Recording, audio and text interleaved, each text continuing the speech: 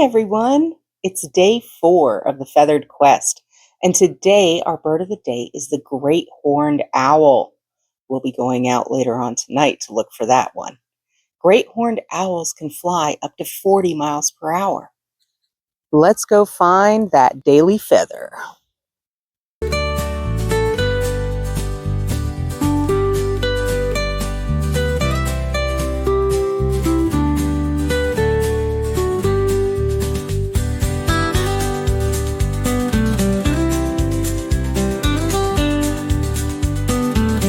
Thanks for coming along. Remember, you are loved and the world is full of wonder. So, did we find our daily bird?